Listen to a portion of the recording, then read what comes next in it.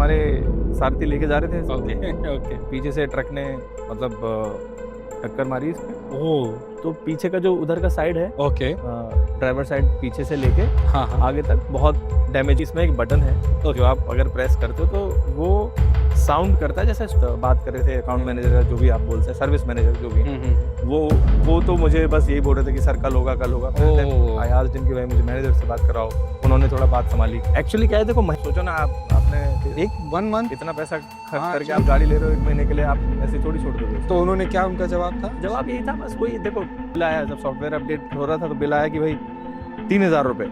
3000 रुपए। मैं I was like यार सॉफ्टवेयर तुम्हारा है भाई। सॉफ्टवेयर है ना? अपडेट के 3000 software- अगर आप हैरियर का जो अभी मार्केट में आई है, जो कम प्राइस पॉइंट पे और फीचर्स ज्यादा दे रही है, तो उसको आप कैसा समझते हैं? तो मेरे को लगता है हैरियर तो इसका कंपटीशन है ही नहीं, मतलब ना तो। Hey guys, welcome back to all about TVs. मैं हूं सौरभ और आज हम करेंगे ownership review of XEV 9e, जो कि पैक 3 वेरिएंट है, top of the line variant है। दोस्तों, इस गाड़ी का ओनरशिप रिव्यू हम पहले कर चुके हैं, अराउंड 6-7 मंथ्स पहले किया था। तब ओनर ने इसे 1000 किलोमीटर चलाया था और उस टाइम पे उन्होंने एक बहुत ही ऑनेस्ट फीडबैक दिया था। लेकिन अब ओनर ने इस गाड़ी को 14,000 किलोमीटर चला लिया है। काफी कुछ मतलब एक्सपीरियंसेस होंगे उनके पास।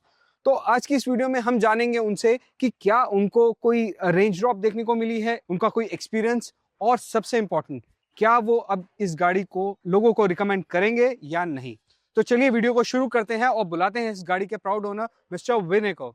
सो हाय विनय, स्वागत है आपका ऑल अबाउट टीवीज में। एंड अब आपने गाड़ी को 14,000 किलोमीटर चला लिया है और हम पहले भी इस गाड़ी का ओनरशिप रिव्यू कर चुके हैं। तब आपने आई थिंक 1000 किलोमीटर चलाया था। तो मेरा पहला सवाल, ये 14,000 किलोमीटर आपने सिटी में ज्यादा चलाया या फिर हाईवे? इसकी मिक्स ड्राइविंग रही है। ओके एक बार हिमाचल जा चुकी है, एक बार देहरादून जा चुकी है, ओके 3-4 बार जयपुर लेके जा चुके हैं इसे। ओके, मिक्स ड्राइविंग रही है, mostly city, but okay okay long distance भी कवर किए, बट बहुत ज्यादा नहीं हो पाया। Okay okay. तो अब जो पहले और अब में, देखिए, पहले जब गाड़ी नहीं होती है तो ऑब्वियस है तब ज्यादा एक्सप्लोर नहीं किया होता, गाड़ी के बारे में पता नहीं होता। अब आप 14,000 चला चुके हैं, अराउंड 6-7 मंथ्स भी हो चुके हैं। तो क्या आपको उस समय और अब में क्या रेंज ड्रॉप देखने को मिले? ऐसे रेंज ड्रॉप तो नहीं हुआ है, टू बी ऑनेस्ट। ओके गाड़ी एक बार सॉफ्टवेयर अपडेट भी हो चुका है अभी। ओके और उस टाइम पे जब मैंने गाड़ी ली थी तो that was start of the summers. Absolutely summer time पे क्या होता है कि ये गाड़ी में जस्ट बहुत ज्यादा जब गर्म होती है, बैटरी को ठंडा करने के लिए यहाँ पे कुछ फैंस हैं, वो स्टार्ट होते हैं। I think that also consumes battery. बाकी हाँ, ऑडियंस में लोग समझदार हैं, वो समझ जाएंगे या फिर उन्हें पता भी होगा। मैं बता देता हूँ अपने व्यूअर्स होता है को कि नहीं कि बेसिकली होता क्या है, जब समर्स में बहुत ज्यादा गर्मी होती है और गाड़ी धूप में खड़ी होती है तो गाड़ी का फैन जो है वो ऑटोमेटिकली ऑन हो जाता है, जिससे आई थिंक 1 और 2% ड्रॉप पर डे का देखने को मिल जाता है। तो अब जैसे थोड़ा थोड़ा, आई थिंक विंटर्स पूरी तरह नहीं आए, बट थोड़ा सा वो चीज से 1 या 2% का आपको थोड़ा सा डिफरेंस देखने को मिला होगा। और क्या कुछ मतलब आपने एक्सप्लोर किया? उस टाइम तो नहीं होती गाड़ी, सस्पेंशन और वो, उसमें क्या कुछ चेंजेस आपको देखने को मिले? सी अभी ऑलमोस्ट 8 महीने से ज्यादा हो चुके हैं गाड़ी में, और ये अभी भी एकदम नई के जैसी चलती है। राइट राइट, कोई ऐसा इशू नहीं है इसमें। ओके फीचर्स की बात अगर मैं करूँ, बहुत सारे ऐसे फीचर्स हैं जो मुझे तो ऑनेस्टली पता भी नहीं थे। मुझे अभी गाड़ी लेने के 8 महीने बाद मुझे पता चला कि इसमें एक बटन है जो आप अगर प्रेस करते हो तो वो साउंड करता है जैसे स्पोर्ट्स कार का साउंड आता है, समवट सिमिलर टू दैट। वो आप एक बार एक्सप्लोर कर सकते हो। I was surprised. मुझे पता है, मेरे एक मित्र हैं, भाई है सोमेश, तो मैं सब बोल रहा था कि यार B6 में एक फंक्शन है, आई थिंक वो अंदर आप स्क्रीन में जाके आप देखते हो कि then you can choose you know that sound. तो मैं बोल रहा था यार हमारी गाड़ी इससे महंगी है और इसमें ये फीचर नहीं है, ऐसा क्या? तो उसने बोला कि भैया देखो ये प्रेस दैट बटन। और सो उसका रीजन मैं आपको बताता हूँ वो मिस क्यों हो जाता है। B6 में एक स्पीकर टाइप शेप हमें दिखती है बैक में, इसमें वो शेप दिखती नहीं है। लेकिन मैं बता दूं, ये फीचर है इसमें एक्सटर्नल जो है, इसमें साउंड जनरेट होती है, जितना आप हार्ड पेडल प्रेस करते हो उतना ही वो साउंड बढ़ जाती है। और दूसरा, आप गवर्नमेंट का व्यूअर्स को दिखाना जरूर। हाँ, मैं वो अभी दिखाऊंगा आपको।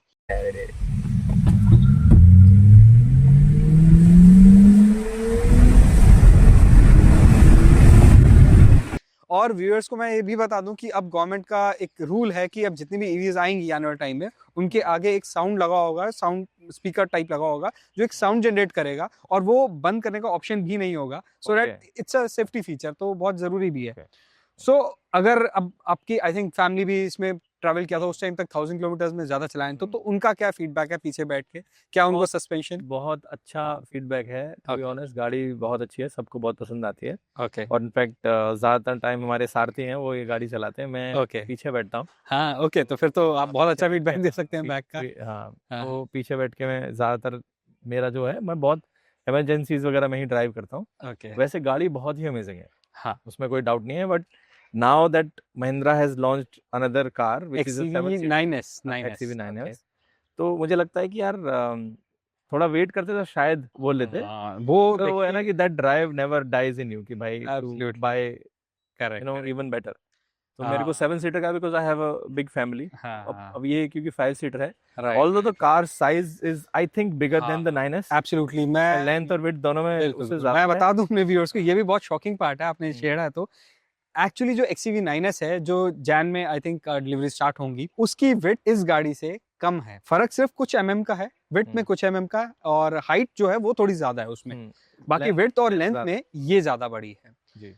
एनीवेज, वो 7 सीटर है, उसका कॉन्सेप्ट अलग है। बट आई थिंक इस गाड़ी की जो सस्पेंशन है, अभी मार्केट में बहुत सारी गाड़ियां हैं, जैसे मैं विंडसर EV Pro बहुत रिकमेंड करता था, बट जब मैंने उसको ड्राइव किया तो मैंने जो एक फर्क देखा, मतलब सबका माइंडसेट होता है 35 लाख की ये top of the line variant आता है, कि यार एक्चुअली ये इतनी महंगी क्यों है, बाकी गाड़ियां सस्ती क्यों है? तो वो डिफरेंस जो है कहीं ना कहीं वो देखने को अब समझ में आता है जब आप बाकी गाड़ियां ड्राइव करते हो। तो मैं बता दूं, इसके इंडिपेंडेंट सस्पेंशन है, प्लस सेमी एक्टिव है, जो कि जर्क्स को बहुत स्मार्टली हैंडल करते हैं। वो डिफरेंस आप अगर ड्राइव करते हैं विंडसर EV Pro या कोई भी और, तो वो इसमें एक अलग दिखता है। मतलब कई लोग, आप आई थिंक XUV 700 भी है आपके पास। This is my 4th Mahindra. 4 गाड़ियां हैं हमारे पास महिंद्रा की। लोगों को लगता है कि यार महिंद्रा इंडियन ब्रांड है, क्या ही बनाया होगा, क्या ही अच्छा होगा। अगर देखो खराब वीडियो बना रहे हो तो पेड वीडियो बिल्कुल भी नहीं है, मुझे किसी ने पैसे नहीं दिए, मैं तो उल्टा के गाड़ी खरीदने के मैंने पैसे दिए, because I truly connect with the brand. क्योंकि वो जो बना रहे हैं, जो जिस तरह की फ्यूचरिस्टिक गाड़ियां लाइनअप में भी हैं, अभी 9S आ रही है, उसके बाद और भी कई सारी गाड़ियां हैं जो लेके आ रहे हैं, तो मेरे को लगता है कि अब क्योंकि मेरे पास इतना डेटा है ऑलरेडी, मेरे पास थार है, XUV 500 है जो मेरी पहली गाड़ी थी, और मैंने थार ली जो मेरी वाइफ चलाती है, उसके बाद 700 है जो बड़े भाई चलाते हैं, तो बहुत सारा हमारे पास ऑलरेडी महिंद्रा का ही है, महिंद्रा का ही वो है। बहुत अमेजिंग हमारा एक्सपीरियंस रहा है अभी तक। और इसके सस्पेंशन मैं बता दूं, XUV 700 के अभी तक कहा जाता था बहुत अच्छे सस्पेंशन है, इसके भी उससे बेटर ही है आई थिंक। आपने तो दोनों ड्राइव करना है, क्योंकि सेमी एक्टिव वाला फीचर आ जाता है इसमें, ऐड ऑन हो जाता है, इंडिपेंडेंट सस्पेंशन है। तो आप, अब जैसे लोगों का सवाल रहता है कि रेंज कितनी देती है ये गाड़ी। पहले भी आपने आई थिंक बताया था 400 प्लस है, क्या अभी भी वही ड्राइविंग? हाँ, सो बेसिकली क्या है ना, विंटर्स में मुझे लग रहा है 20-30 किलोमीटर एक्स्ट्रा बढ़ी है। हालांकि देखो चार्जिंग पे भी वही लगाते हैं गाड़ी, और चलाते भी मतलब वही चलाते हैं, तो मेरे को एक्चुअली पता भी नहीं चलता कब गाड़ी चार्ज हो गई, कब क्या हुआ, तो वो वैसा है। बट रेंज में जो मैं एक बार जब लेके गया था, एक बार मैं इसको जयपुर और वहां से वापस लेके आया हूँ, और एक बार भरतपुर और बैक। तो उसके बाद जैसे भरतपुर का मैं आपको एग्जांपल देके बताता हूँ, जो मेरी डेस्टिनेशन थी घर से 181 किलोमीटर के आसपास, तो वापस आया 362 किलोमीटर, 362 प्लस उस टाइम पे 32% बैटरी और बची थी, जो मेरे हिसाब से लगभग 100 से 120 किलोमीटर और चल जाती है। तो रियल लाइफ रेंज मेरे को लगता है, जैसे कंपनी क्लेम करती है कि 550 किलोमीटर का रेंज है, बट 550 तो नहीं, आई थिंक एक बार आपने शायद रेंज टेस्ट जैसे किया है, तो आप शायद उस टाइम पे 500 के आसपास 500 हमने, बट रियल लाइफ जो रेंज है वो 480 के आसपास है इसमें, 480 टू 490 तक ये आराम से जाती है। 480 I think, depending upon your riding condition, आप कैसे उसको चला रहे हो। जो नॉर्मल आईसी इंजन की गाड़ियां हैं, उनको जब आप हाईवे पे एक स्पीड को लॉक करके चलाते हो, तो उसमें आपको माइलेज अच्छा आता है। ये इसके उल्टा है, क्योंकि रीजन काम, स्पीड लॉक करके चलाओगे और हाईवेज पे चलाओगे तो ये रीजन काम नहीं करेगा, आप ब्रेक नहीं कर रहे। बिल्कुल सही। और जब आप सिटी लाइफ में चलाते हो या फिर ऐसे रोड्स पे चलाते हो, जैसे अगर आप मुंबई एक्सप्रेसवे पे लेके जाओगे इस गाड़ी को, वर्सेस आप वो पुराना जयपुर हाईवे जो है उस पे लेके जाओगे, तो उस वाले हाईवे पे ज्यादा रेंज देगी, बिकॉज आप थोड़ा थोड़ा ब्रेक भी करोगे, है ना। और ये भी डिपेंड करता है कि आप कौन से लेवल पे रीजन यूज करते हो। तो लेवल 1 पे, लेवल 2 पे रखते हैं बाय डिफॉल्ट? मैं लेवल 1 पे ही करता हूँ बाय डिफॉल्ट। ओके, ज्यादा ब्रेकिंग का नहीं। तो क्योंकि मेरे को ना सिटी ड्राइविंग है, वो टेंशन भी नहीं है कि कहाँ चार्ज करूंगा, कैसे, बिकॉज मेरे को एंजाइटी है। मैं ज्यादातर अपने घर के पास आसपास ही घूमता हूँ। सिटी ड्राइविंग ज्यादा, अगर कहीं मैं बाहर जा रहा हूँ तो मैं प्लान करके जाता हूँ कि भाई इतना डिस्टेंस है, इतने में वापस आऊंगा और यहाँ पे ये चार्जिंग स्पॉट है, ओके, तो वैसा है। तो आप जो बता रहे हो कि 400 प्लस का रेंज और जो आपने चलाई ये स्पीड मैं एज्यूम करूं 80-90 जो आप बता हाँ मतलब देखो मैं इतनी फैमिली के साथ चलता हूँ और मैं किसी को ओके, रिकमेंड भी नहीं करता कि भाई आप हाँ हवा की 80-90 स्पीड में जाओ कि हम्म 120 130 पे आप देखो कोई भी गाड़ी हो 120 के ऊपर कितने भी अच्छे बिल्कुल ब्रेकिंग सही सिस्टम कुछ भी हो बिल्कुल आप सही बात दैट इज नॉट सेफ।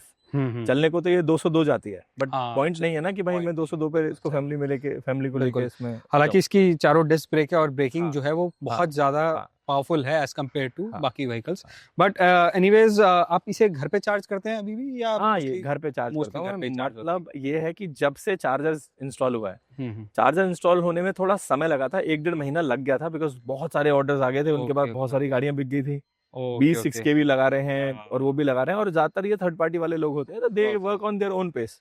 तो ओके उससे ओके पहले 1 महीने मेरे को लगा कि यार बार बार मुझे जाना पड़ रहा है और हाँ ऑल्दो जाना भी ऐसे पड़ रहा है कि मैं क्लाइंट के साथ कॉफी मीटिंग पे चला गया ओके या कहीं बैठ के कैफे में बैठ के काम कर रहे हैं, हाँ उतनी देर में गाड़ी चार्ज हो रही है, तो ऐसा okay it was not much of a hassle for me hmm, but convenient था। और जब से मेरे घर पे चार्जर लगा है तब से मुझे पता ही नहीं चल रहा है कि कब कहाँ आप मेरे को डीसी चार्जर पे मेरे को लगता नहीं कि मैं उसके पास कभी गया नहीं। और घर पे आपके क्या 11 किलोवाट का चार्जर हाँ 11 किलोवाट ओके ओके और मतलब व्यूअर्स का यही सवाल रहता है कि 11 किलोवाट का चार्जर और 70 मतलब 80 किलोवाट की बैटरी है 80 किलोवाट आवर की तो कितना टाइम लग जाता है सो मोटा मोटा जैसे 3 घंटे में ये 40% तक आपकी गाड़ी को चार्ज कर देती है 11 3 किलोवाट घंटे से में। 3 घंटे में 40% 40% के तो हम एज्यूम करें 80% जो है वो 6 आवर्स में हाँ चार्ज हो क्योंकि 20 पे तो आई थिंक मोस्टली रिकमेंड क्या है होता है कि शुरू के 80% तक सही से मतलब हाँ स्लो स्लो स्लो होता ऐसे। है 80 के बाद जो है वो बहुत स्लो हो जाती है जी मैं व्यूअर्स को बता दूं एक रिकमेंडेशन जो है हमेशा गाड़ी को आप 20% आने पर ही चार्जिंग पर लगाएं हाँ और 80% तक ही चार्ज करें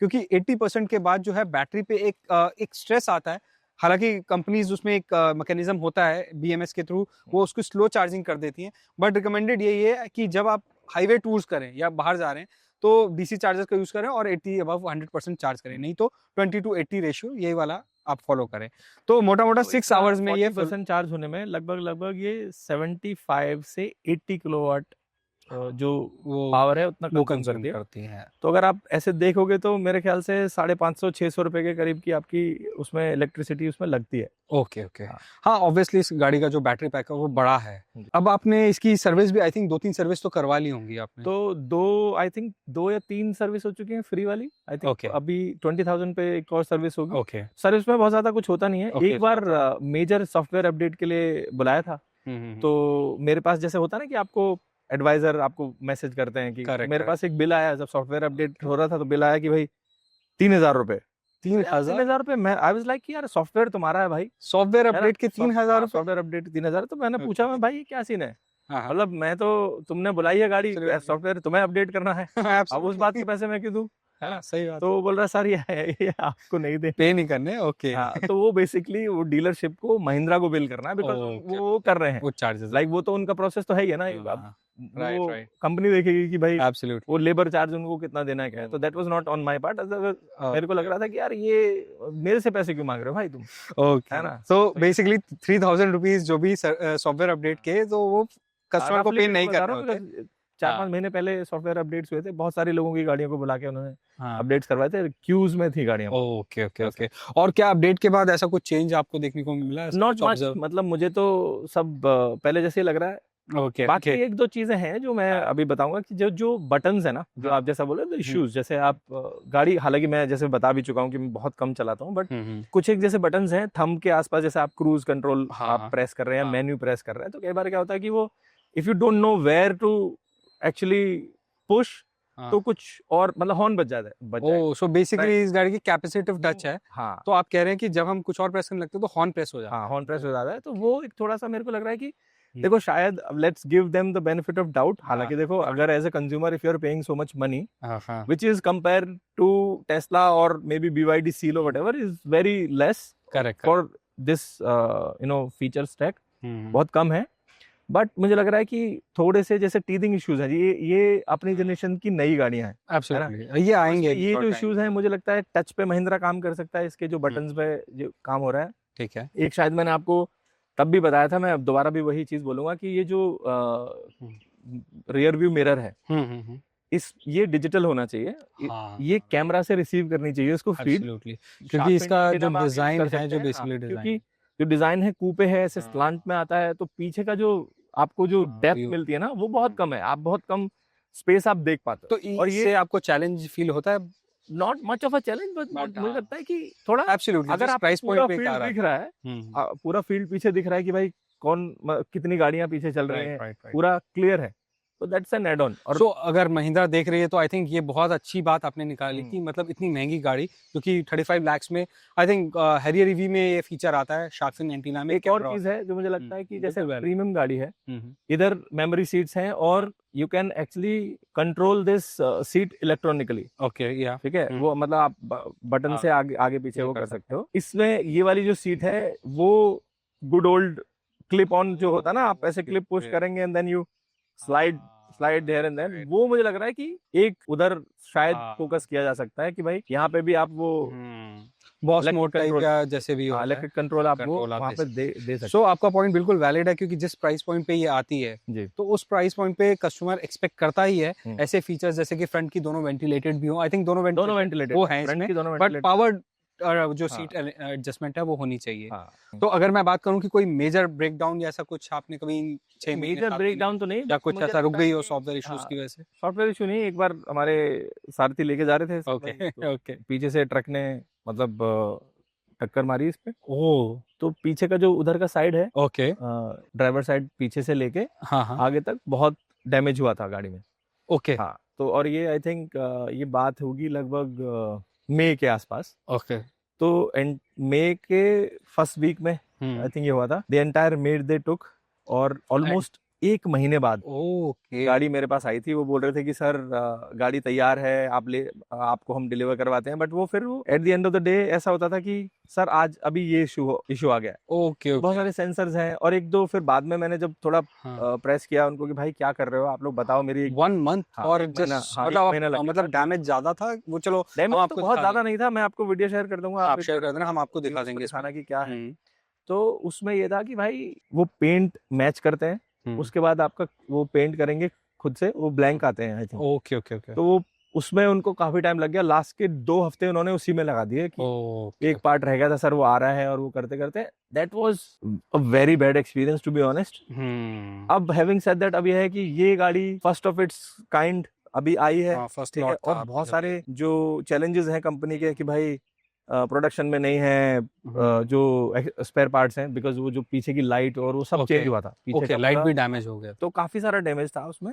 क्योंकि देखो अब जब वारंटी में होती है गाड़ी और या फिर इंश्योरेंस में आपका वो रहता है, तो वो कोशिश करते हैं कि सब कुछ बदल दें, बट उन्होंने सब कुछ चेंज किया था। बट इस दौरान जो 1 महीना आप बता रहे हैं, इस दौरान उन्होंने आपको कोई अलग व्हीकल नहीं कोई व्हीकल नहीं बोला था। ऑल्दो मेरे पास तो, आपके पास है, आपका काम मेरे पास है, मेरा काम चल रहा था, बट मैंने उन्हें ऐसे ही बोला था, मैंने यार मेरा काम नहीं चल रहा बिकॉज इतने सारे एब्सोल्युटली टाइम देना चाहिए। आप सोचो ना, आपने 1 मंथ इतना पैसा खर्च करके आप गाड़ी ले रहे हो 1 महीने के लिए, आप ऐसे थोड़ी छोड़ दोगे उसे। तो उन्होंने क्या, उनका जवाब था? जवाब यही था बस वही, देखो अब क्या है, सब अपनी कैपेसिटी में काम करते हैं। वहाँ के मैनेजर हैं, वो जो मेरे साथ बात कर रहे थे, अकाउंट मैनेजर जो भी आप बोलते हैं, सर्विस मैनेजर जो भी है, वो तो मुझे बस यही बोल रहे थे कि सर कल होगा।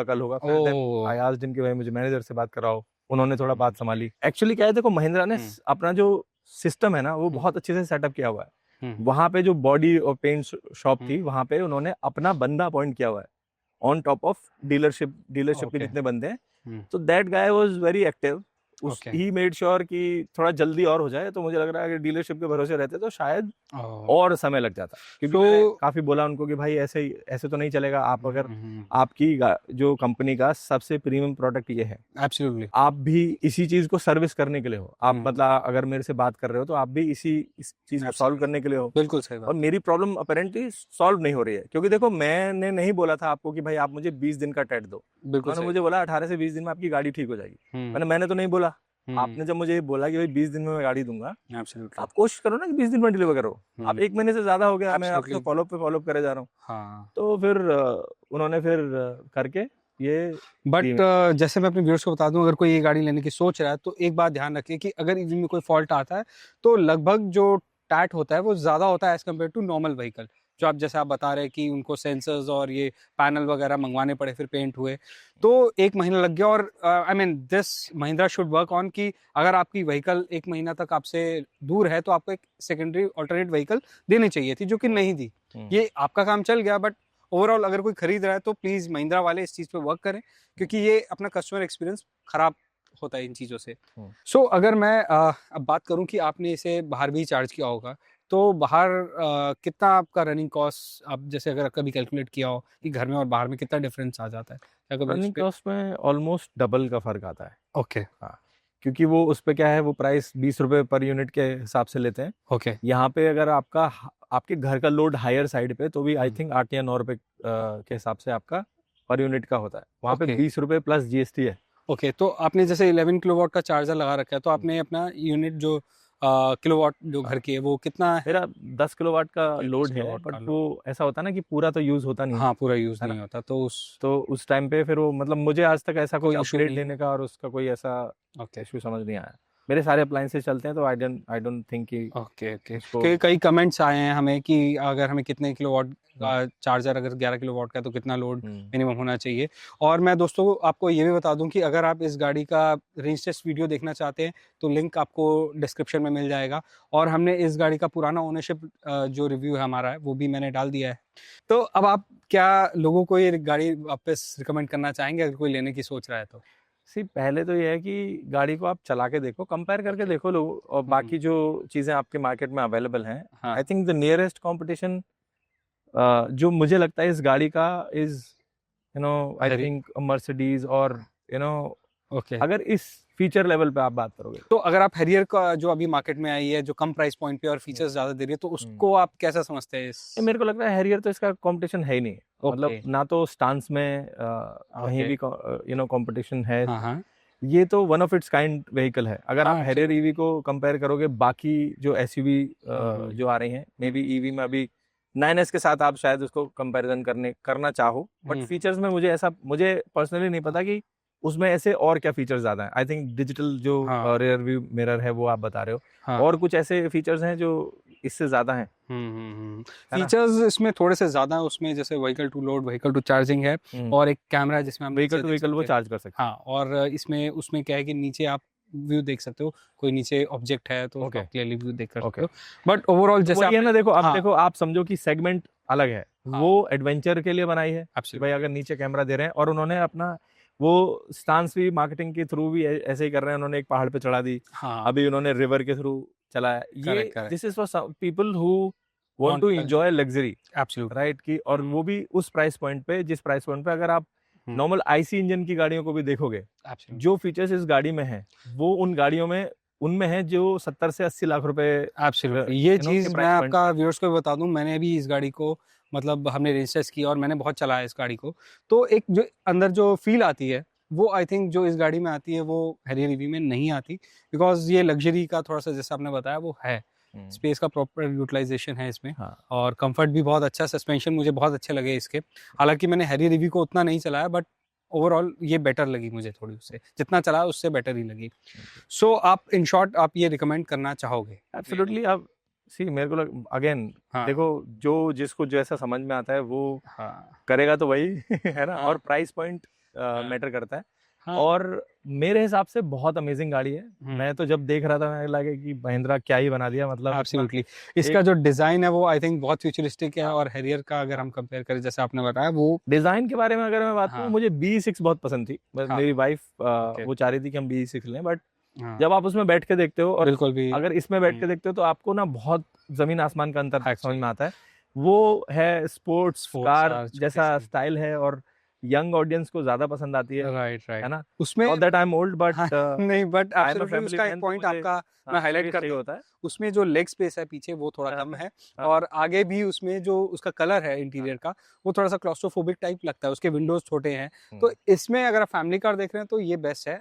अगर आप एक इंडिविजुअल ड्राइविंग प्लेजर चाहते हैं तो आप शायद BE6 की तरफ जा सकते हैं। सो दोस्तों, ये था XEV9e का ओनरशिप रिव्यू 14,000 किलोमीटर पर। उम्मीद करता हूं कि आज की जो इन्फॉर्मेशन आपको इस वीडियो में मिली है ये आपके लिए काफ़ी हेल्पफुल रहेगी अगर आप ये गाड़ी लेने का, परचेज करने का सोच रहे हैं।